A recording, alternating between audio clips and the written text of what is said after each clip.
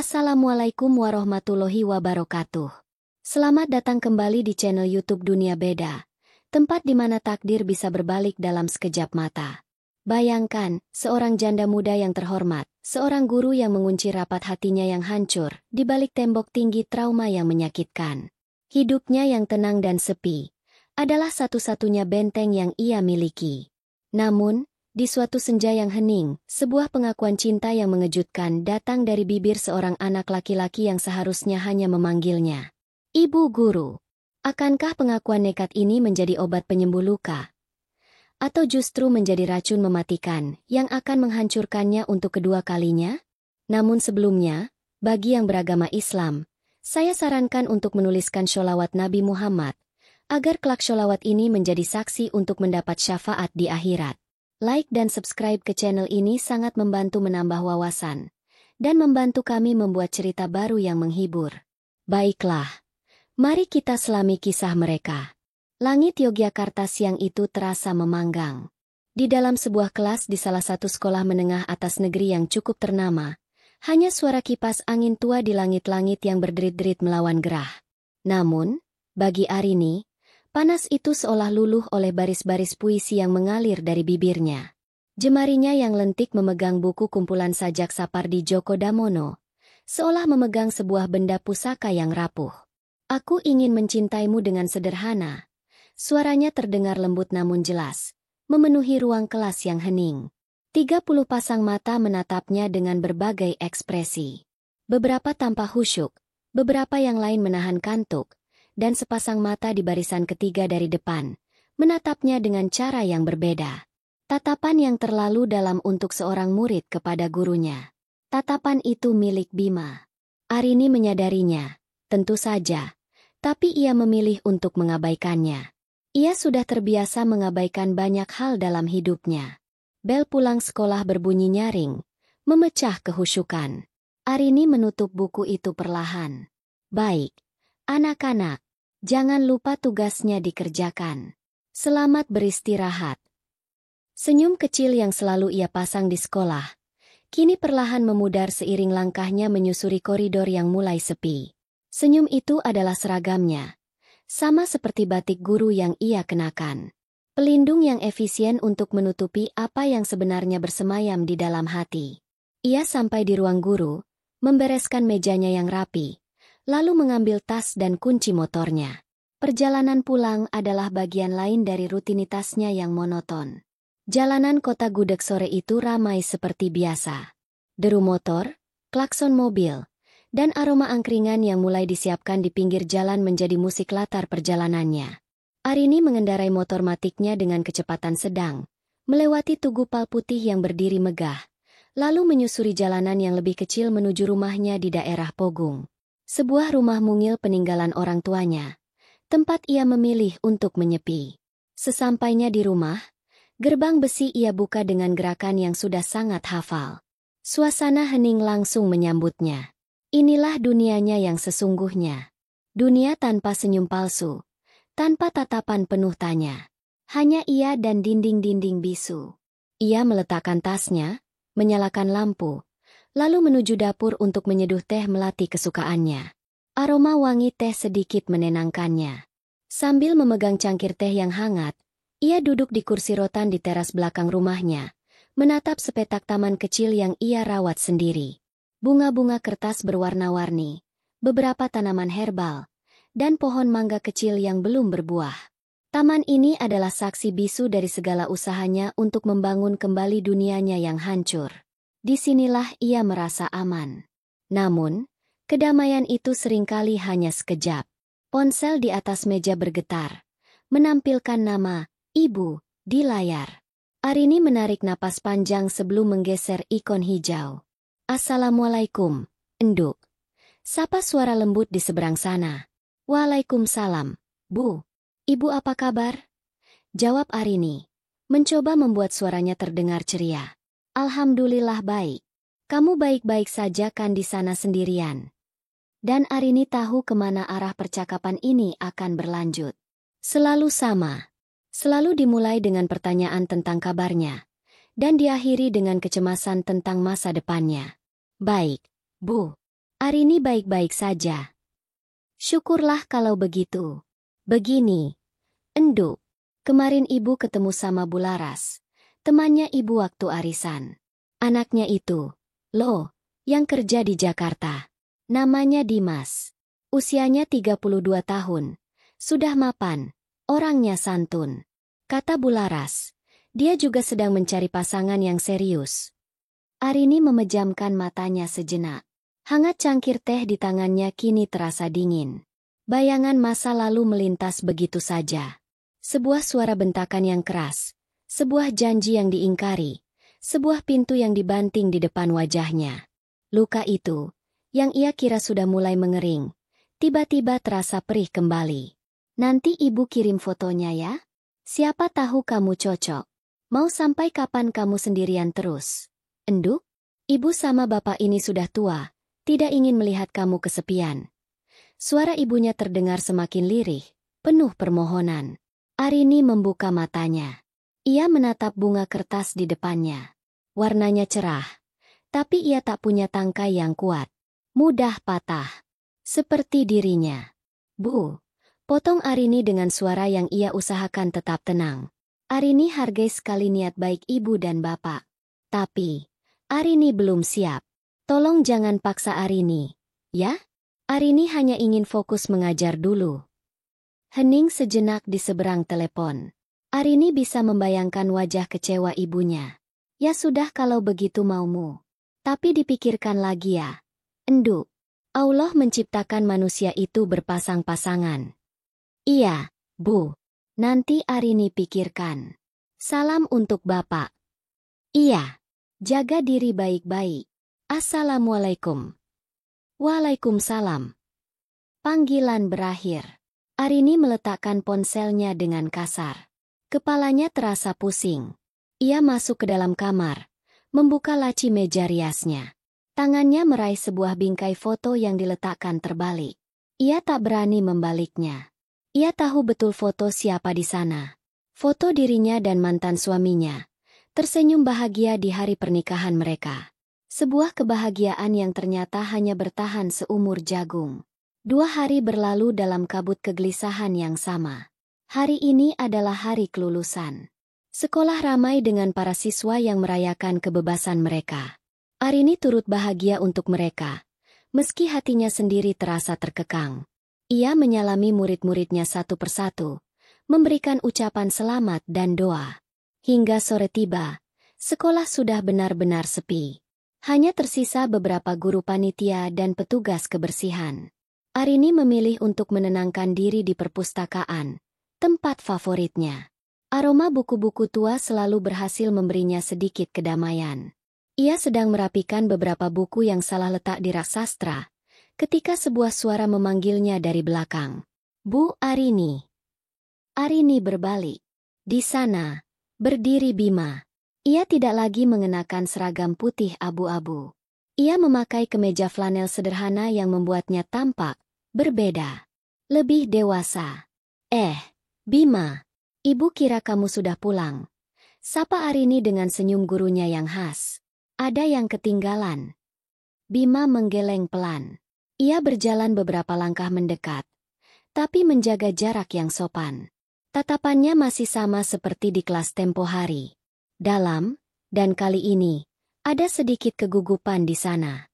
Saya hanya ingin mengucapkan terima kasih, Bu, untuk semuanya. Sama-sama, Bima. Kamu murid yang pintar. Ibu yakin kamu bisa sukses. Hening sejenak. Bima tampak seperti sedang mengumpulkan seluruh keberanian yang ia miliki di dunia. Bukan hanya soal pelajaran, Bu, katanya lagi. Suaranya sedikit bergetar. Ibu mengajari saya cara melihat dunia. Cara memahami perasaan lewat kata-kata. Ibu membuat saya ingin menjadi orang yang lebih baik. Arini tersenyum, sedikit tersanjung. Itu memang sudah tugas ibu. Tidak, Bu. Ini lebih dari itu. Bima menarik napas dalam-dalam. Matanya terkunci pada mata Arini. Selama 3 tahun ini, saya tidak hanya mengagumi ibu sebagai seorang guru. Saya mengagumi ibu sebagai seorang perempuan. Saya mengagumi kekuatan ibu, kesabaran ibu, dan saya. Jantung Arini mulai berdebar tak menentu. Ia punya firasat buruk kemana arah pembicaraan ini. Bima, saya mencintai ibu, Bu Arini. Kalimat itu terucap lirih, namun terasa seperti dentuman meriam di tengah kesunyian perpustakaan. Kata-kata itu menggantung di udara, di antara aroma kertas dan debu. Terasa begitu berat hingga Arini kesulitan untuk bernapas. Dunia Arini yang sudah ia bangun dengan susah payah di atas puing-puing masa lalunya, kini terasa bergetar hebat. Di hadapannya, berdiri seorang anak laki-laki yang baru saja melangkah ke gerbang kedewasaan, menawarkan sebuah perasaan yang paling Arini takuti di seluruh dunia. Cinta. Waktu seolah membeku di antara rak-rak buku yang menjulang bisu. Hanya deru napas Arini yang terdengar berat, dan detak jantungnya yang menggema di telinga. Kata-kata Bima, "Saya mencintai ibu," terus berputar di kepalanya, menolak untuk pergi. Kalimat itu terasa salah, janggal, dan berbahaya. Seperti sebuah bunga liar yang tumbuh di retakan tembok, indah namun berpotensi merobohkan seluruh bangunan yang sudah rapuh. Arini mundur selangkah, menciptakan jarak yang lebih jauh di antara mereka. Ia memaksakan seulas senyum kaku, senyum yang biasa ia gunakan untuk menghadapi situasi sulit di ruang kelas. "Bima," panggilnya, suaranya serak. Ia berdeham untuk menjernihkannya. "Ibu sangat tersanjung. Sungguh. Tapi, kamu salah mengartikan perasaanmu. Itu bukan cinta. Itu hanya kekaguman. Perasaan seorang murid pada gurunya. Itu wajar, dan itu akan berlalu seiring waktu." Ia mengucapkan kalimat itu seperti sedang menghafal sebuah teori dari buku psikologi. Runtut, logis, dan dingin. Ia sedang berusaha meyakinkan dirinya sendiri, sama seperti ia berusaha meyakinkan Bima. Mata Bima tidak goyah. Tidak ada kekecewaan di sana, hanya pemahaman yang tenang. "Saya tahu ibu akan berkata seperti itu. Dan saya sudah memikirkannya berulang kali. Ini bukan kekaguman sesaat, Bu. Kekaguman tidak membuat saya terjaga di malam hari, memikirkan apakah ibu baik-baik saja di rumah ibu yang sepi. Kekaguman tidak membuat dada saya terasa sesak saat melihat ibu memaksakan senyum padahal mata ibu terlihat lelah." Setiap kata yang diucapkan Bima terasa seperti anak panah yang menancap tepat di sasaran. Arini terkesiap. Bagaimana anak ini bisa melihatnya sedalam itu? Melihat hal-hal yang bahkan ia sembunyikan dari ibunya sendiri? Rasa takut yang dingin mulai merayap di punggungnya. Rasa takut karena merasa terlihat. Dinding pertahanan yang ia bangun selama bertahun-tahun, kini terasa transparan di hadapan tatapan remaja ini. "Cukup, Bima," kata Arini. Nadanya kini lebih tajam. Ada getar di suaranya yang tidak bisa ia sembunyikan. "Ini tidak pantas. Saya guru kamu, dan akan selalu begitu.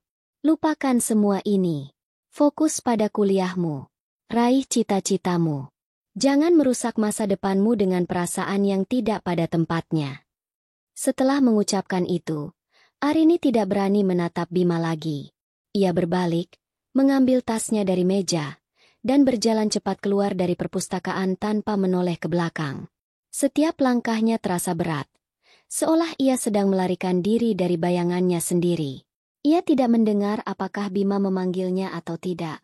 Yang ia inginkan hanyalah sampai di rumah, mengunci pintu, dan kembali ke dunianya yang aman dan terkendali. Namun, malam itu, tidurnya tidak nyenyak. Ruang hening di rumahnya kini terasa berbeda. Gemas suara Bima seolah mengisi setiap sudut ruangan. Arini membolak-balikan badannya di atas ranjang, berusaha menghapus percakapan tadi dari benaknya. Ia marah. Marah pada Bima karena berani meruntuhkan ketenangannya. Dan yang lebih parah, ia marah pada dirinya sendiri, karena sebagian kecil dari hatinya yang beku, entah kenapa, merasakan sedikit kehangatan dari ketulusan yang ia lihat di mata anak itu. Hari-hari berikutnya, Arini menyibukkan diri secara membabi buta. Ia menerima semua tugas tambahan di sekolah, membersihkan setiap sudut rumahnya yang sebenarnya sudah bersih, bahkan mencoba resep-resep masakan rumit yang ia temukan di internet. Apapun, Asal pikirannya tidak kosong. Ia ingin membuktikan pada dirinya sendiri bahwa hidupnya baik-baik saja tanpa gangguan semacam itu. Hingga pada hari Sabtu sore, ibunya menelepon lagi. Kali ini bukan untuk bertanya, melainkan memberi perintah halus. "Nduk, besok malam kamu kosong, kan? Dimas itu kebetulan sedang pulang ke Yogya. Bu Laras sudah mengatur pertemuan. Kalian makan malam saja di luar, ya? Di salah satu restoran di daerah Jalan Palagan. Tempatnya bagus. Kok, ibu sudah kirim alamatnya?" Arini ingin menolak, tapi ia terlalu lelah untuk berdebat. Mungkin ini yang ia butuhkan. Sebuah pengingat tentang realita. Sebuah pertemuan dengan pria normal yang sesuai dengan standar dunia. Mungkin ini bisa menghapus bayangan Bima dari kepalanya. "Iya, Bu," jawabnya pasrah. Malam minggu itu, Arini berdandan.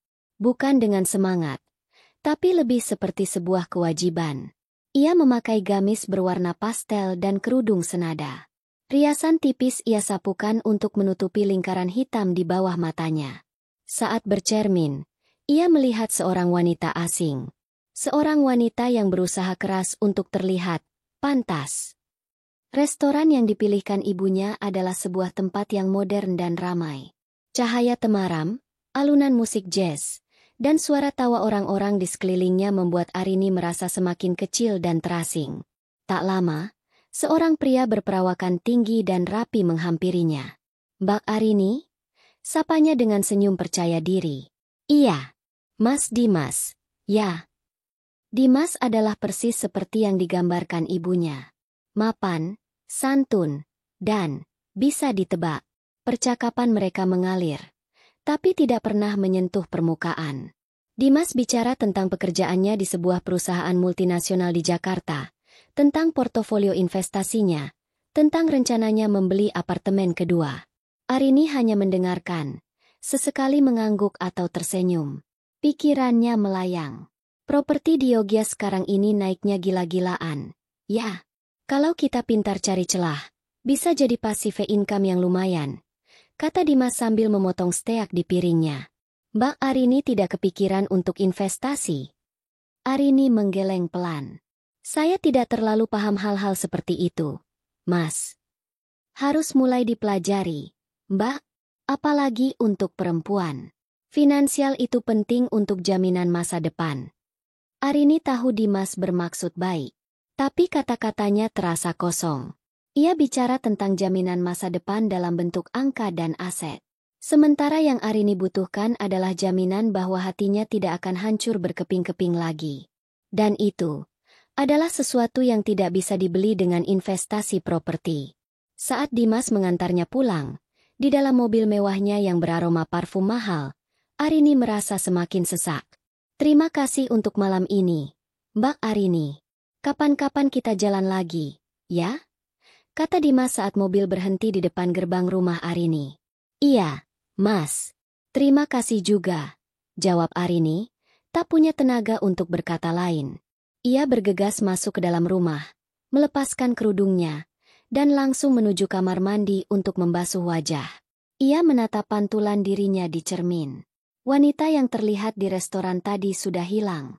Kini yang ada hanya Arini yang asli, dengan mata yang kembali menunjukkan kelelahan.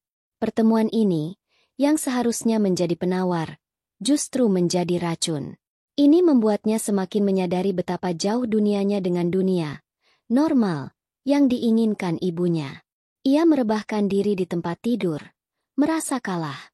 Saat itulah ponselnya bergetar pelan di atas nakas. Sebuah notifikasi pesan masuk. Dengan enggan, ia meraihnya. Pesan dari nomor yang tidak dikenal. Jantungnya berdebar sedikit lebih cepat saat ia membukanya. Isinya bukan pesan singkat, melainkan sebuah esai yang panjang dan tertata rapi. Dari nomor tidak dikenal. "Assalamualaikum, Bu Arini. Maaf jika saya mengganggu lagi. Ini Bima. Saya berjanji ini yang terakhir kalinya jika ibu memang menginginkannya. Saya tahu ibu menyuruh saya untuk melupakan semuanya. Dan saya sudah mencoba. Tapi rasanya seperti menyuruh diri sendiri untuk berhenti bernapas. Saya hanya ingin menjelaskan sesuatu, agar tidak ada salah paham di antara kita. Ibu bilang, perasaan saya ini hanya kekaguman. Mungkin ibu benar. Awalnya memang kekaguman. Saya kagum saat ibu menjelaskan sajak-sajak Sutarji Chalzombachri yang sulit dengan begitu bersemangat. Saya kagum saat ibu dengan sabar mengajari teman saya yang paling bandel di kelas hingga ia mengerti. Tapi kekaguman saya berubah, Bu. Itu terjadi semester lalu, saat ibu tidak masuk selama seminggu karena sakit. Kelas terasa berbeda. Hempah. Saat itu saya sadar. Yang saya rindukan bukan hanya penjelasan ibu tentang majas dan aliterasi. Yang saya rindukan adalah kehadiran ibu. Suara ibu. Bahkan cara ibu menegur kami dengan lembut saat kami berisik. Saat itulah saya tahu, ini bukan lagi sekadar kekaguman seorang murid. Ibu pernah bilang di kelas, mengutip kata-kata Pramudia Anantatur, orang boleh pandai setinggi langit, tapi selama ia tidak menulis, ia akan hilang di dalam masyarakat dan dari sejarah. Ibu mengajari kami untuk berani mengungkapkan apa yang kami rasakan melalui tulisan. Dan inilah tulisan saya, Bu. Inilah cara saya untuk tidak hilang dan menyesal karena tidak pernah jujur pada perasaan saya sendiri. Saya tidak meminta apapun. Saya tidak berharap ibu akan membalas perasaan saya. Saya masih muda. Saya tahu. Jalan saya masih panjang. Dan jalan ibu penuh dengan luka yang mungkin tidak akan pernah saya pahami sepenuhnya. Saya hanya ingin ibu tahu bahwa di dunia ini, ada seseorang yang melihat ibu bukan sebagai seorang janda muda yang perlu dikasihani, atau seorang guru yang harus dihormati dari kejauhan, tapi sebagai Arini. Seorang wanita kuat yang cahayanya terlalu terang untuk disembunyikan di dalam rumah yang sepi. Saya tidak akan menghubungi ibu lagi. Keputusan ada di tangan ibu. Apapun itu, saya hanya berharap ibu bahagia. Sungguh. Wassalamualaikum. Bima. Arini membaca pesan itu sekali, lalu 2 kali, lalu 3 kali. Tangannya gemetar. Air mata yang sudah lama ia tahan, kini mengalir tanpa bisa dicegah, membasahi layar ponselnya. Pesan itu menelanjanginya, membongkar semua pertahanannya dengan kata-kata yang begitu tulus, begitu dewasa, dan begitu menyakitkan indahnya. Anak itu menggunakan pelajaran yang ia ajarkan untuk meruntuhkan dinding yang ia bangun. Dan kini, Arini sendirian di dalam kamarnya yang hening, dihadapkan pada sebuah gema perasaan yang jauh lebih kuat dari semua logika dan ketakutan yang ia miliki. Arini tidak menghapus pesan itu. Ia juga tidak membalasnya. Pesan dari Bima itu kini menjadi sebuah benda aneh di dalam ponselnya. Sebuah artefak digital yang terasa begitu hidup, berdenyut dengan ketulusan yang membuatnya takut. Selama beberapa hari, ia akan membuka pesan itu di tengah malam, membacanya lagi dan lagi hingga ia hafal setiap titik dan komanya. Setiap kalimat terasa seperti sebuah pengakuan dosa dan surat cinta sekaligus. Bima tidak hanya menyatakan perasaan. Ia membedah jiwa Arini dengan pisau bedah yang terbuat dari kata-kata. Ia mulai mempertanyakan segalanya. Apakah penolakannya yang tegas di perpustakaan itu murni karena prinsip? Ataukah itu hanya tameng yang rapuh dari rasa takutnya yang begitu besar? Takut untuk percaya, takut untuk merasakan, takut untuk berharap. Pernikahannya yang singkat namun penuh luka telah mengajarinya satu hal, bahwa harapan adalah jebakan paling menyakitkan. Dan Bima, dengan segala kepolosannya, datang menawarkan harapan itu dalam bentuknya yang paling murni. Siang itu, cuaca Tulungagung yang biasanya panas dan terik, tiba-tiba berubah mendung. Awan kelabu menggantung rendah, membawa janji akan turunnya hujan lebat. Arini baru saja pulang dari pasar ngemplak. Keranjang di bagian depan motornya penuh dengan sayur mayur dan bumbu dapur. Ia memutuskan untuk memasak rendang, sebuah proses panjang dan rumit yang ia harap bisa mengalihkan pikirannya. Saat motornya melintasi Jalan Pangeran Diponegoro, rintik hujan pertama mulai jatuh. Mula-mula hanya gerimis halus, namun dalam sekejap berubah menjadi deras. Orang-orang di jalanan bergegas menepi, mencari tempat berteduh. Arini pun mempercepat laju motornya, berharap bisa sampai rumah sebelum basah kuyup. Namun, takdir sepertinya punya rencana lain. Tiba-tiba, Ia merasakan ban belakang motornya oleng. Suara desisan angin yang keluar dengan cepat terdengar bahkan di tengah deru hujan. Sial! Bannya bocor. Arini terpaksa menepikan motornya di depan sebuah ruko yang tutup. Hujan turun semakin deras, mengguyur tubuhnya tanpa ampun. Dalam sekejap, gamis dan kerudungnya basah, menempel di badan. Ia kedinginan, frustrasi, dan merasa begitu malang. Ia berdiri di sana, di pinggir jalan yang sepi, di bawah guyuran hujan, menatap ban motornya yang kempes dengan tatapan nanar. Rasanya ini adalah gambaran sempurna hidupnya saat ini. Terjebak, sendirian, dan tidak tahu harus berbuat apa. Ia mencoba mengeluarkan ponselnya untuk menelepon ojek online, tapi layarnya basah dan sulit disentuh. Keputusasaan mulai menjalari hatinya. Di tengah lamunannya yang kelam, sebuah motor berhenti tepat di sampingnya. Pengendaranya membuka kaca helmnya. Jantung Arini seolah berhenti berdetak. Itu Bima. Bu Arini? Panggilnya. Nada suaranya terdengar khawatir.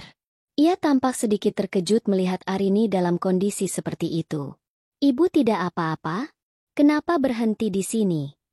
Arini hanya bisa diam, terlalu kaget untuk menjawab. Dari sekian banyak orang di kota ini, kenapa harus dia? Kenapa harus di saat seperti ini? Saat Arini terlihat begitu menyedihkan dan tak berdaya. Melihat Arini hanya diam, Bima langsung mengerti. Matanya melirik ke arah ban belakang motor Arini yang kempes. Tanpa banyak bicara, ia mematikan mesin motornya, menyandarkannya di samping motor Arini, lalu melepas jas hujan yang ia kenakan. Pakai ini, Bu. Nanti ibu sakit. Katanya sambil menyodorkan jas hujan itu pada Arini. Arini tersentak dari lamunannya. Tidak usah, Bima. Kamu nanti basah. Saya laki-laki. Tidak apa-apa. Ibu pakai saja. Nada suaranya lembut namun tegas. Tidak menerima penolakan. Mau tak mau, Arini menerima jas hujan berwarna biru itu dan memakainya. Ukurannya yang besar membuat tubuh Arini tenggelam. Tapi setidaknya, sedikit kehangatan mulai ia rasakan. Terima kasih. Cicitnya pelan. Bengkel terdekat ada di ujung jalan sana, sekitar 500 meter. Kalau ditunggu, hujannya tidak akan berhenti. Biar saya dorong saja motor ibu ke sana, kata Bima, seolah itu adalah hal paling wajar di dunia. Jangan, Bima. Nanti merepotkan. Biar saya telepon ojek saja. Tolak Arini, merasa tidak enak. Ia tidak ingin berutang budi pada anak ini. Tidak setelah semua yang terjadi. Tidak merepotkan sama sekali. Bu, anggap saja ini balas budi saya untuk semua ilmu yang sudah ibu berikan. Bima tersenyum tipis. Senyum yang tulus. Ia tidak menunggu persetujuan Arini lebih lama lagi. Ia langsung memegang stang motor Arini dan mulai mendorongnya perlahan menembus hujan. Arini tidak punya pilihan lain selain mengikuti di belakangnya. Berjalan kaki sambil memayungi kepalanya dengan tas belanjaan. Hujan yang dingin terasa kontras dengan perasaan hangat aneh yang menjalar di dadanya. Ia memperhatikan punggung Bima yang tegap di depannya. Punggung itu basah kuyup karena kemejanya kini tak terlindungi jas hujan. Anak itu mendorong motornya dengan susah payah. Sesekali kakinya tergelincir di jalanan yang licin, namun ia tidak berhenti. Dalam diam, Arini mengamati Bima. Tidak ada satu kata pun yang keluar dari mulut Bima tentang pesan yang ia kirim. Tidak ada tatapan yang menuntut. Ia hanya fokus pada apa yang ada di hadapannya. Membantu gurunya yang sedang kesusahan. Dan entah kenapa, tindakan nyata yang sederhana ini terasa jauh lebih kuat dampaknya daripada ribuan kata puitis yang ia tulis. Tindakan ini nyata. Mereka akhirnya sampai di sebuah bengkel kecil yang penuh sesak. Udara di dalamnya berbau campuran oli dan karet terbakar. Seorang montir tua menyambut mereka dengan ramah. Bocor, Mas? Tanya montir itu pada Bima. Iya, Pak. Ban belakang. Bisa tolong ditambal? Jawab Bima. Selama montir itu bekerja, Arini dan Bima duduk di sebuah bangku panjang yang terbuat dari kayu. Suasana canggung menyelimuti mereka. Hanya suara hujan di atap seng dan suara perkakas montir yang terdengar. Kamu mau kemana tadi? Arini memberanikan diri membuka percakapan, hanya untuk memecah keheningan yang menyesakkan. Mau ke toko buku, Bu? Ada beberapa buku referensi untuk persiapan kuliah yang mau saya beli. Jawab Bima sambil menatap rintik hujan di luar. Oh, sudah diterima di mana memangnya? Alhamdulillah, Bu. Diterima di Sastra Indonesia, Universitas Gadjah Mada. Lewat jalur undangan. Arini tertegun. UGM, salah satu universitas terbaik di negeri ini. Dan jurusan yang sama dengan latar belakang pendidikannya. Ia tahu Bima pintar, tapi ini melampaui dugaannya. Ada rasa bangga yang aneh menyelinap di hatinya. Rasa bangga seorang guru. Selamat ya, Bima. Ibu ikut senang mendengarnya. Kamu pantas mendapatkannya. Bima menoleh, menatap Arini. Dan untuk pertama kalinya sejak pertemuan di perpustakaan, ia tersenyum lebar. Senyum yang begitu lepas dan bahagia. Terima kasih, Bu. Ini juga berkat doa dan bimbingan dari Ibu. Melihat senyum itu, pertahanan Arini runtuh sedikit lagi. Di hadapannya kini bukan hanya seorang remaja yang sedang jatuh cinta, tapi seorang pemuda cerdas dengan masa depan cerah, yang sebentar lagi akan memulai perjalanannya sendiri. Motornya sudah beres, Mas, Mbak. Suara montir membuyarkan lamunan mereka. Setelah Bima membayar ongkos tambal ban, hujan pun sudah sedikit reda, hanya menyisakan gerimis. Biar saya antar ibu pulang, tawar Bima. Tidak usah, Bima. Sudah cukup merepotkan. Rumah saya sudah dekat. Tolak Arini cepat. Bima tidak memaksa. Ia hanya mengangguk mengerti. Baik, Bu. Hati-hati di jalan. Arini menyalakan mesin motornya. Sebelum ia pergi, ia menoleh sekali lagi pada Bima. Bima, terima kasih banyak untuk hari ini. Dan, maafkan saya. Bima hanya tersenyum tipis. Ibu tidak melakukan kesalahan apapun. Cepat pulang dan buat teh hangat. Sampai jumpa, Bu. Arini melajukan motornya, meninggalkan Bima yang masih berdiri di depan bengkel. Sepanjang perjalanan pulang yang singkat, pikirannya berkecamuk. Pertemuan tadi mengubah segalanya.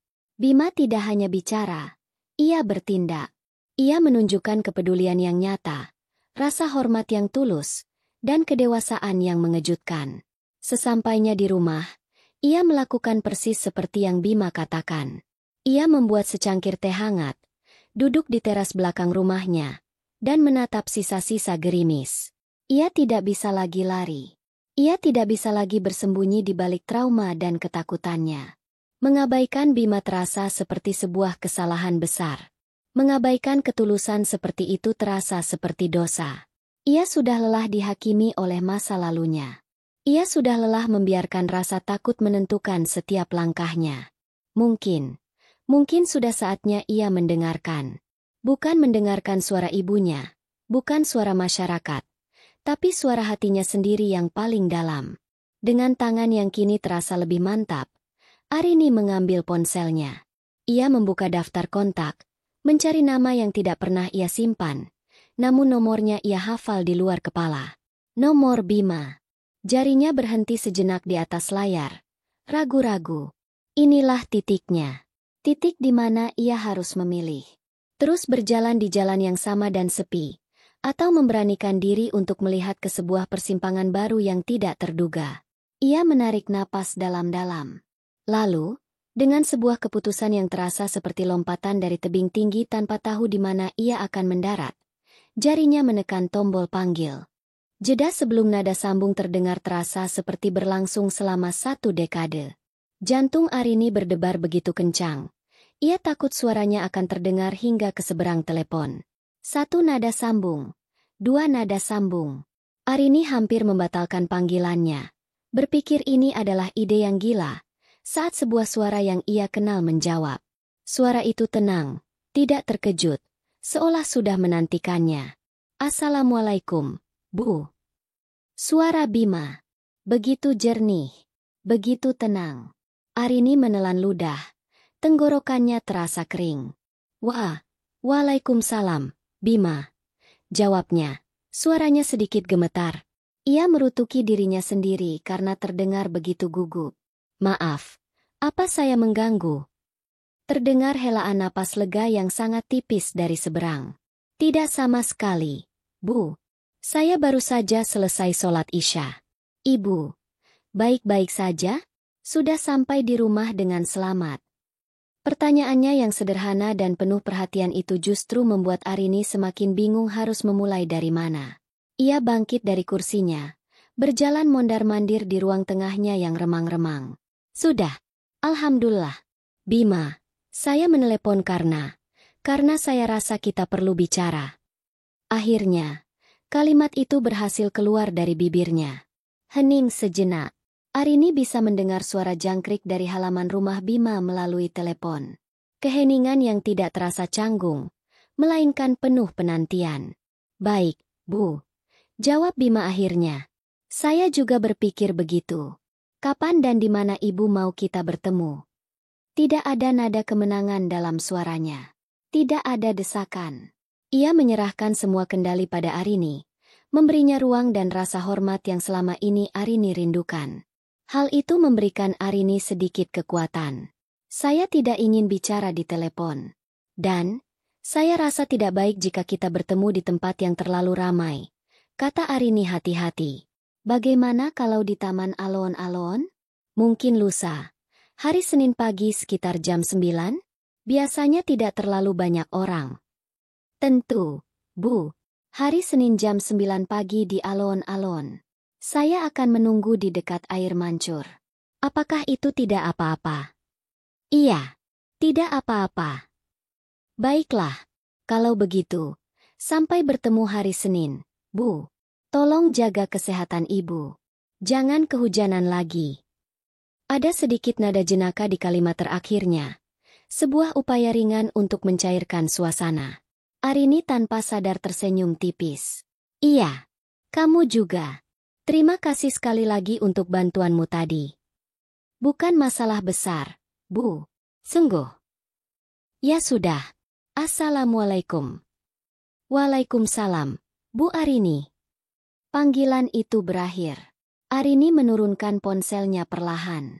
Kakinya terasa lemas. Ia bersandar di dinding, memejamkan mata.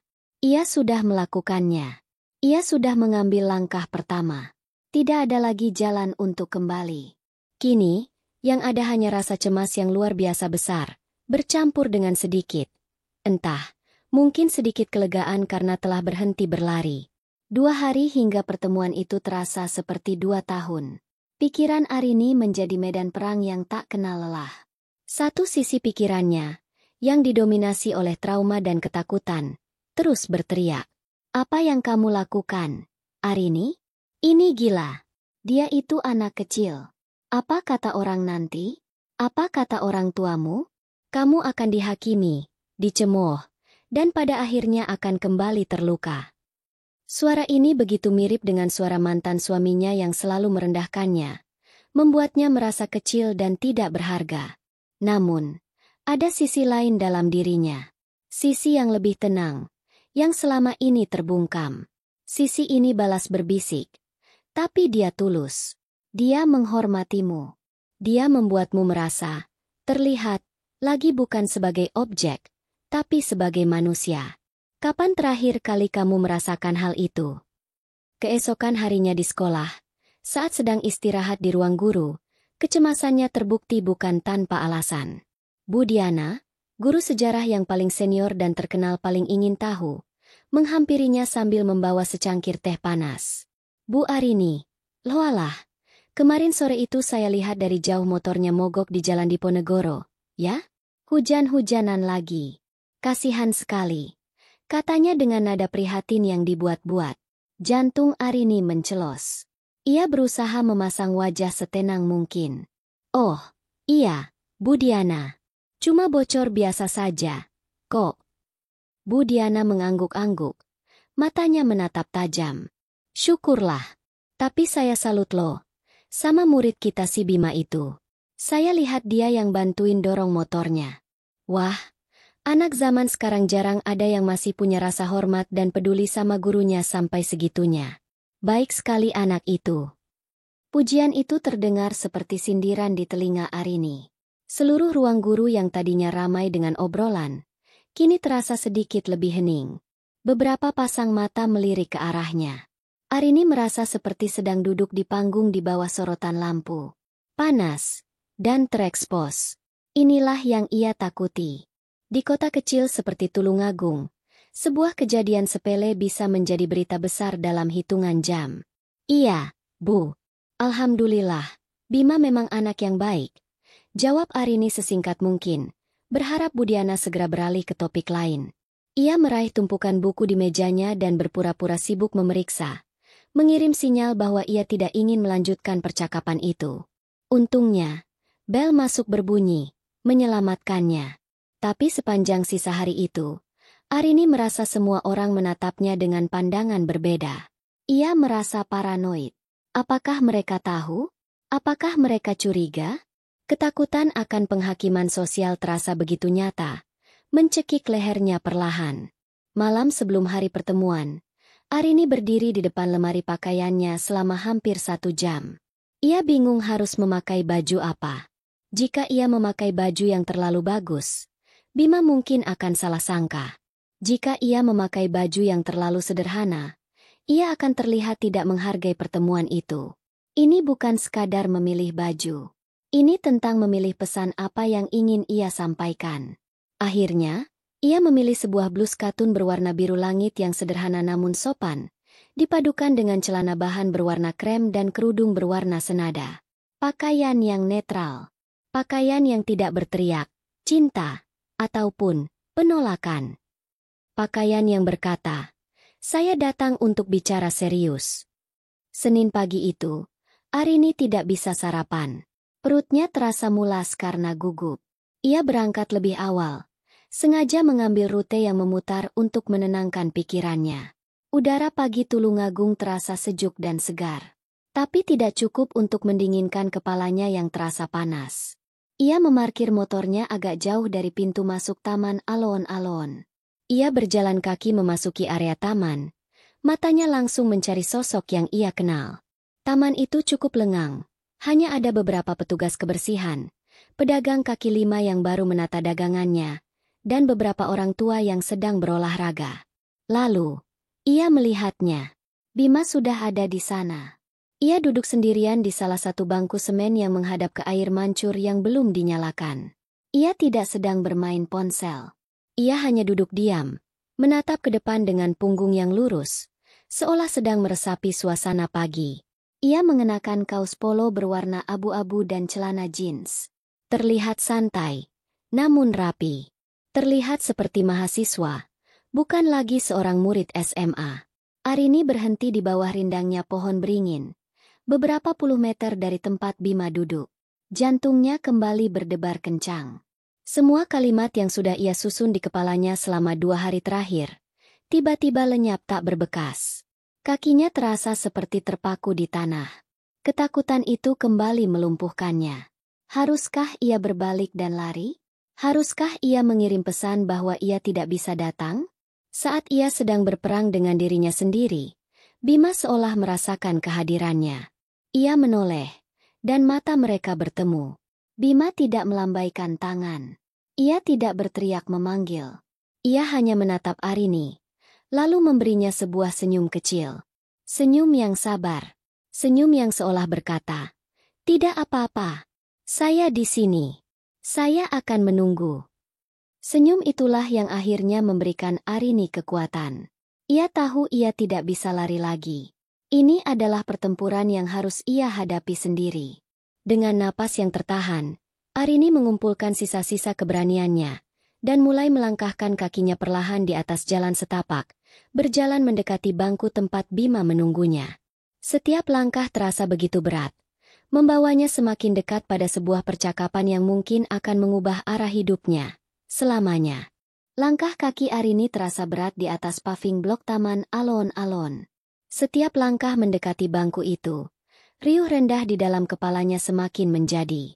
Namun, senyum Bima yang sabar itu seolah menjadi jangkar di tengah badai kecemasannya. Akhirnya, ia sampai di depan bangku itu. Bima langsung berdiri, Sebuah gerakan refleks yang penuh hormat. Pagi, Bu. Sapanya pelan. Pagi, Bima. Balas Arini. Suaranya lebih stabil dari yang ia duga. Mereka berdiri dalam keheningan yang canggung selama beberapa detik. Sebelum Bima menunjuk ke arah bangku. Silakan duduk, Bu. Arini duduk di salah satu ujung bangku. Bima duduk di ujung yang lain, menyisakan jarak yang cukup di antara mereka. Jarak aman. Arini menghargainya. Ia meremas tali tasnya, mengumpulkan sisa-sisa keberaniannya. Ia yang memulai ini, maka ia yang harus memegang kendali. Bima, ia memulai. Matanya menatap lurus ke arah air mancur yang masih diam. Ia tidak sanggup menatap mata Bima saat ini. Pertama-tama, saya mau berterima kasih untuk bantuanmu waktu itu, dan untuk kejujuranmu di dalam pesan yang kamu kirim. Saya hargai itu. Sama-sama, Bu. Arini menarik napas dalam-dalam. Inilah saatnya. Saya mengajakmu bertemu di sini karena saya ingin bicara terus terang. Saya ingin kamu mengerti posisi saya, dan kenapa semua ini sangat sulit bagi saya. Ia berhenti sejenak, memastikan Bima mendengarkan. Bima hanya diam. Seluruh perhatiannya tercurah pada Arini. Pernikahan saya sebelumnya. Arini menelan ludah. Rasa pahit tiba-tiba memenuhi mulutnya. Pernikahan itu meninggalkan luka yang sangat dalam. Bima. Luka yang membuat saya takut untuk percaya pada orang lain. Luka yang membuat saya membangun dinding yang sangat tinggi di sekeliling saya. Karena saya tidak sanggup jika harus hancur lagi. Saya masih dalam proses penyembuhan. Proses yang sangat lambat dan menyakitkan. Lalu, ada kamu. Lanjutnya, suaranya sedikit bergetar. Kamu datang dengan ketulusan yang mengejutkan. Tapi kamu harus mengerti, ada banyak sekali penghalang di antara kita. Penghalang yang nyata. Pertama, usia kita. Saya 29 tahun. Bima, kamu baru 19. Ada rentang 10 tahun di antara kita. 10 tahun itu bukan hanya angka. Itu berisi pengalaman, kekecewaan, tawa, dan luka yang sangat berbeda. Dunia saya dan duniamu itu berbeda. Kedua, status kita. Saya ini janda. Dan saya adalah mantan gurumu. Di kota kecil seperti Tulungagung ini, kamu tahu sendiri bagaimana omongan orang bekerja. Seperti yang terjadi kemarin di sekolah. Sebuah kebetulan kecil bisa menjadi bahan gosip selama berminggu-minggu. Saya tidak ingin reputasi saya sebagai pengajar hancur. Dan yang lebih penting, saya tidak ingin nama baikmu dan keluargamu ikut terseret ke dalam sesuatu yang dianggap tidak pantas oleh masyarakat. Dan yang terakhir, yang paling penting bagi saya, adalah tanggung jawab moral. Di mata saya, akan selalu ada jejak dirimu sebagai murid saya. Seseorang yang pernah saya ajar, yang saya bimbing. Itu adalah sebuah garis yang saya rasa tidak boleh saya langkahi. Arini mengakhiri monolog panjangnya dengan napas yang terengah. Rasanya semua beban di dadanya sudah ia tumpahkan. Ia memberanikan diri melirik ke arah Bima. Ekspresi Bima tidak berubah. Ia masih tenang. Wajahnya menunjukkan pemahaman yang mendalam. Ia tidak terlihat kecewa, marah, atau sedih. Ia hanya terlihat sedang berpikir. Setelah hening yang cukup lama, Bima akhirnya angkat bicara. Suaranya rendah dan mantap. Saya mengerti, Bu, katanya. Saya mengerti semua itu. Dan saya tidak akan berpura-pura bahwa semua yang Ibu katakan itu tidak benar. Semua itu adalah fakta. Jawaban itu mengejutkan Arini. Ia mengira Bima akan membantah atau mencoba meyakinkannya dengan rayuan. Saya sudah memikirkan semua itu jauh sebelum saya bicara pada Ibu di perpustakaan, lanjut Bima. Matanya kini menatap Arini dengan lekat, namun lembut. Soal usia. Ibu benar, dunia kita berbeda. Ibu sudah melewati badai yang mungkin tidak akan pernah saya bayangkan. Tapi kedewasaan itu bukan hanya tentang usia. Kan, Bu? Kedewasaan adalah tentang kemauan untuk belajar dan bertanggung jawab. Saya mungkin belum berpengalaman, tapi saya bersedia untuk belajar memahami dunia Ibu. Saya bersedia mendengarkan semua cerita tentang luka Ibu, tanpa menghakimi. Soal omongan orang, Bima tersenyum tipis, senyum yang terlihat getir. Sejak dulu saya tidak pernah terlalu peduli apa kata orang. Orang hanya melihat apa yang tampak di permukaan. Mereka tidak tahu siapa ibu sebenarnya. Mereka tidak melihat kekuatan ibu saat ibu berdiri di depan kelas, atau kesabaran ibu saat menghadapi kami. Jika kebersamaan dengan ibu berarti saya harus menghadapi cemoohan mereka, maka saya siap. Karena kebahagiaan ibu jauh lebih berharga daripada pendapat orang-orang asing itu. Dan soal garis antara guru dan murid. Inilah bagian yang paling membuat Arini cemas. Saya menghormati garis itu, Bu. Sungguh, saya tidak akan pernah melupakan bahwa ibu adalah orang yang telah membentuk cara berpikir saya. Tapi, kelulusan kemarin adalah sebuah titik. Saya bukan lagi anak SMA berseragam putih abu-abu yang duduk di bangku kelas ibu. Saya adalah Bima, seorang pria yang akan memulai babak baru dalam hidupnya. Dan di babak baru ini, saya melihat ibu bukan lagi sebagai Bu Arini sang guru, tapi sebagai Arini sang wanita. Setiap argumen yang Bima sampaikan terasa begitu logis, begitu dewasa, hingga Arini kehabisan kata-kata. Anak ini bukan anak kecil. Ia adalah seorang pria muda dengan jiwa yang tua. Ia telah memikirkan semuanya dengan matang. Perasaan saya untuk ibu bukan perasaan sesaat yang buta, kata Bima lagi, nadanya semakin tulus. Ini bukan tentang hasrat atau obsesi. Ini tentang rasa hormat yang begitu dalam. Saya ingin melihat ibu tertawa lepas, bukan tersenyum karena terpaksa. Saya ingin melihat ibu mengejar mimpi ibu sendiri, bukan hidup dalam bayang-bayang ketakutan. Jika pada akhirnya, kebahagiaan ibu itu berarti ibu harus sendirian, atau bahkan bersama orang lain, saya akan terima itu dengan ikhlas. Tapi sebelum sampai di sana, Bima mencondongkan tubuhnya sedikit, tatapannya memohon. Izinkan saya untuk mencoba, Bu. Izinkan saya untuk menunjukkan bahwa saya pantas mendapatkan kesempatan. Bukan sebagai murid yang mencari perhatian, tapi sebagai seorang teman yang peduli. Izinkan saya menunjukkan bahwa tidak semua laki-laki akan meninggalkan luka. Udara pagi yang sejuk kini terasa hangat. Dinding-dinding es yang Arini bangun di sekeliling hatinya, kini mulai retak di banyak tempat. Air matanya mulai menggenang. Namun kali ini bukan air mata kesedihan atau ketakutan. Ini adalah air mata haru. Ia belum pernah merasa dihargai dan dimengerti sedalam ini oleh siapapun. Ia membuang pandangannya, mencoba mengendalikan emosinya. Garis yang sudah ia coba gambar dengan begitu tegas di atas pasir, kini perlahan mulai tersapu oleh ombak ketulusan Bima. Ia tahu, ia tidak bisa lagi menolaknya dengan alasan-alasan logis. Karena apa yang Bima tawarkan, bukanlah sebuah hubungan yang menuntut, melainkan sebuah pertemanan yang tulus. Setelah berhasil menenangkan dirinya, Arini menatap Bima kembali. Ada sebuah keputusan baru yang terbentuk di dalam benaknya. Sebuah jalan tengah. Sebuah pertaruhan. Baiklah, Bima, katanya pelan. Suaranya kini terdengar berbeda. Lebih ringan, dan lebih mantap. Kamu benar. Kamu bukan lagi murid saya.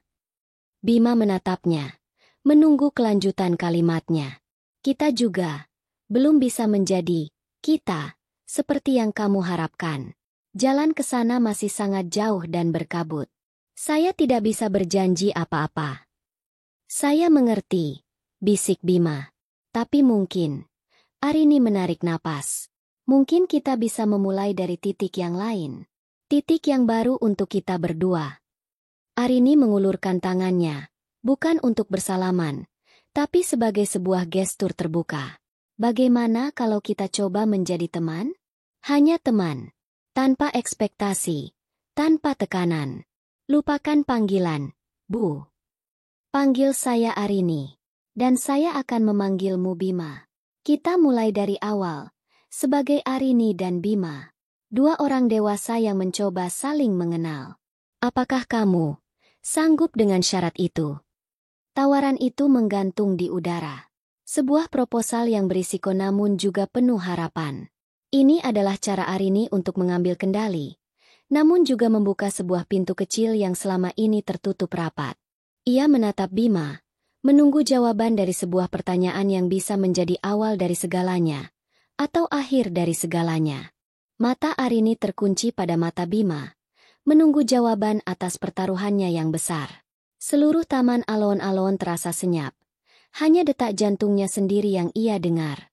Sebuah senyum terbit di wajah Bima. Bukan senyum tipis yang penuh teka-teki, melainkan senyum yang lebar, tulus, dan begitu melegakan. Seolah sebuah beban berat baru saja terangkat dari pundaknya. Sanggup, jawabnya dengan suara mantap, tanpa keraguan sedikit pun. Tentu saja saya sanggup. Arini. Mengucapkan nama itu untuk pertama kalinya tanpa embel-embel, Bu. Terasa sedikit aneh di lidah Bima, namun juga terasa benar. Bagi Arini, mendengar namanya disebut dengan begitu saja oleh Bima, terasa seperti sebuah pembebasan. Di saat itu, di bangku taman itu, Bu Arini sang guru, telah tiada. Yang ada hanyalah Arini, seorang wanita. Dan di hadapannya, duduk seorang pria muda bernama Bima. Mereka berdua memulai dari titik nol. Dan mereka menepati janji itu. Bulan-bulan berikutnya, sebuah persahabatan yang aneh namun indah mulai terjalin. Mereka tidak sering bertemu, sadar akan tatapan mata di kota kecil itu. Komunikasi mereka lebih banyak terjalin melalui pesan singkat dan telepon. Mereka bicara tentang banyak hal. Bima akan dengan semangat menceritakan tentang buku-buku baru yang ia baca untuk persiapan kuliahnya. Arini, untuk pertama kalinya, memiliki seseorang untuk diajak berdiskusi tentang sastra di luar konteks sekolah. Ia menemukan kembali gairahnya yang sempat padam. Sesekali, mereka bertemu di sebuah warung kopi sederhana di pinggiran kota, jauh dari pusat keramaian. Di sana, mereka akan bicara selama berjam-jam. Arini menceritakan tantangannya di sekolah, tentang murid-muridnya, tentang kelelahannya. Bima mendengarkan dengan saksama, sesekali memberikan perspektif segar dari sudut pandang anak muda yang membuat Arini tertawa. Perlahan tapi pasti, Arini berubah. Rekan-rekannya di sekolah melihatnya. Senyumnya tidak lagi kaku. Tawa renyahnya mulai terdengar lebih sering di ruang guru. Ia tidak lagi pulang terburu-buru. Terkadang ia ikut serta dalam acara makan bersama guru-guru lain. Cahaya di matanya yang sempat redup, kini mulai bersinar kembali. Suatu sore, saat sedang membersihkan laci mejanya, tangannya tanpa sengaja menyentuh bingkai foto yang diletakkan terbalik itu. Dulu, menyentuhnya saja sudah terasa sakit. Tapi kali ini, ia meraihnya dengan tenang. Ia membalik bingkai itu, menatap foto pernikahan yang dulu begitu ia benci. Ia menatap wajahnya yang lebih muda, yang tersenyum naif. Lalu ia menatap wajah mantan suaminya. Tidak ada lagi amarah atau rasa sakit yang membuncah. Yang ada hanya rasa hampa. Bab itu telah benar-benar usai. Dengan tenang, ia memasukkan foto itu ke dalam sebuah kotak tua di dasar lemari. Tempat untuk menyimpan masa lalu yang tidak perlu lagi ia lihat setiap hari. Bima, di sisi lain, menunjukkan kedewasaan yang melampaui usianya. Ia tidak pernah sekalipun melanggar batasan yang mereka buat. Ia adalah seorang teman yang sempurna. Ia memberikan dukungan tanpa menuntut, memberikan perhatian tanpa posesif. Ia adalah pengingat konstan bagi Arini bahwa kebaikan dan ketulusan itu masih ada di dunia. Hingga suatu hari, 6 bulan setelah pertemuan di taman itu, takdir membawa mereka pada ujian terakhir. Orang tua Arini datang dari luar kota untuk berkunjung. Dan seperti yang Arini duga, mereka datang dengan sebuah misi. Makan malam di rumah Arini terasa tegang. Ibunya memasak makanan kesukaan Arini, namun suasana di meja makan terasa dingin. Jadi, bagaimana, Enduk? Kata ayahnya setelah mereka selesai makan. Sudah kamu pikirkan soal Dimas? Bapak dengar dari ibumu. Kalian sudah pernah bertemu. Dia anak yang baik, sopan, pekerja keras. Kurang apa lagi? Arini meletakkan sendoknya perlahan. Ia menatap ayah dan ibunya bergantian. Dulu, pertanyaan ini akan membuatnya panik dan defensif. Tapi tidak malam ini. Pak, Bu, Ia memulai dengan suara yang tenang dan penuh hormat.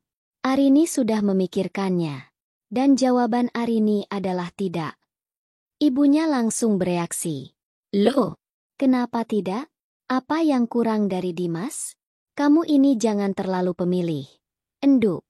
Usia terus berjalan. Tidak ada yang kurang dari Mas Dimas. Bu, dia pria yang sangat baik. Tapi, dia bukan untuk Arini. Hati Arini tidak ada di sana. Hati, kamu ini selalu bicara soal hati. Seru ibunya. Nadanya mulai meninggi. Menikah itu butuh kepastian. Bukan hanya hati. Lalu maumu bagaimana? Ibu dengar dari tetangga. Kamu sekarang dekat dengan anak kemarin sore. Mantan muridmu sendiri. Apa kata orang? Arini? Apa kamu tidak malu? Inilah puncaknya. Tuduhan yang paling Arini takuti. Tapi anehnya, ia tidak merasa sakit hati. Ia justru merasa kasihan pada ibunya yang begitu terperangkap dalam ketakutan akan omongan orang. Arini tersenyum lembut. Bu, Pak, dulu, Arini juga sangat takut dengan apa kata orang. Arini hidup dalam ketakutan itu setiap hari. Tapi ketakutan tidak membuat Arini bahagia. Ketakutan hanya membuat Arini semakin kesepian. Lalu anak itu, Bima, dia datang. Bukan sebagai kekasih, tapi sebagai teman. Dia adalah orang pertama setelah sekian lama yang melihat Arini bukan sebagai janda yang kasihan, atau wanita gagal. Dia melihat Arini sebagai manusia. Dia mendengarkan. Dia membantu Arini untuk sembuh, dengan cara yang tidak pernah Arini duga. Kebahagiaan Arini itu bukan untuk diatur, Bu, Pak, tapi untuk ditemukan. Dan Arini sedang dalam proses menemukannya. Dengan cara Arini sendiri. Jadi, tolong, percayalah pada Arini. Untuk kali ini saja. Tidak ada yang bisa dikatakan oleh kedua orang tuanya. Mereka terdiam. Mereka mungkin tidak setuju. Mereka mungkin masih bingung. Tapi mereka melihat sesuatu yang berbeda di mata putri mereka malam itu. Bukan lagi mata anak perempuan yang ketakutan, tapi mata seorang wanita dewasa yang tahu apa yang ia inginkan. Wanita yang utuh. Seminggu kemudian, hari itu tiba. Hari di mana Bima harus berangkat ke Yogyakarta untuk memulai kuliahnya. Arini mengantarnya ke stasiun kereta api Tulungagung. Mereka berdiri di peron yang ramai, di tengah hiruk-pikuk penumpang lain. Nanti jangan lupa kabari kalau sudah sampai, kata Arini. Lebih terdengar seperti seorang kakak daripada teman. Bima tersenyum. Pasti. Nanti aku akan sering-sering pulang. Kok, Yogyakarta Tulungagung kan tidak terlalu jauh. Pengumuman keberangkatan kereta mulai terdengar. Saatnya telah tiba. Arini, panggil Bima. Nadanya serius. Terima kasih untuk 6 bulan ini. Terima kasih sudah memberikan saya kesempatan. Seharusnya aku yang berterima kasih. Bima, kamu sudah mengajariku cara untuk percaya lagi. Bima menatapnya lekat. Perasaan saya masih sama. Tidak berubah sedikit pun. Arini tersenyum. Senyumnya kali ini begitu tulus dan bebas. Aku tahu. Kereta mulai bergerak perlahan. Bima melangkah mundur. Masuk ke dalam gerbong. Ia berdiri di jendela. Menatap Arini. Tidak ada air mata di antara mereka. Hanya ada sebuah pemahaman yang mendalam. Saat kereta semakin menjauh, Arini tidak beranjak. Ia terus berdiri di peron, menatap gerbong terakhir yang hilang di tikungan. Ia tidak merasa sedih. Ia tidak merasa kehilangan. Hatinya terasa penuh. Ia tidak tahu apa yang akan terjadi di masa depan. Mungkin saja jarak dan waktu akan mengubah segalanya.